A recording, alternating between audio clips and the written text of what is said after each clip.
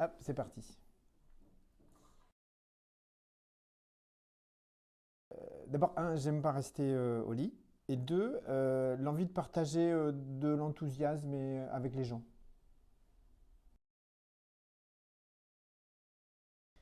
C'est quand, c'était il n'y a pas longtemps encore, quand j'ai reçu un coup de fil de deux collaborateurs avec qui on venait de faire une formation il y a 3 jours.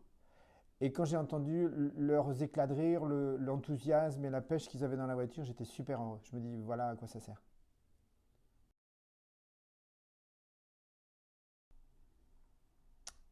C'est que nos enfants, Annelise et à moi, s'épanouissent dans leur métier. Et si possible, qu'ils y prennent autant de plaisir que moi j'ai eu dans ma carrière.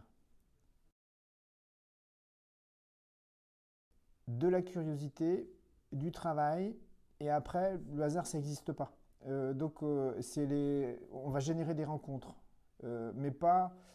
Ce qui me blesse aujourd'hui, c'est de voir des jeunes pour qui l'avenir est sombre, parce que bah, ils ne trouvent pas de job dans le métier qu'ils avaient choisi ou les études, alors que finalement, ça va se faire au fil de l'eau.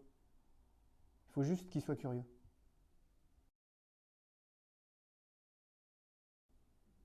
C'est pas une citation de film, c'est une citation de comment Nelson Mandela. C'est je perds jamais. Soit je gagne, soit j'apprends. Et je pense que au niveau, enfin moi, ma philosophie à moi, je ne me fixe pas d'objectif impératif. Je me fixe une voie ou une conduite. Et du coup, d'abord un, je suis jamais déçu puisque comme je me suis pas fixé d'objectif, j'ai pas d'échec.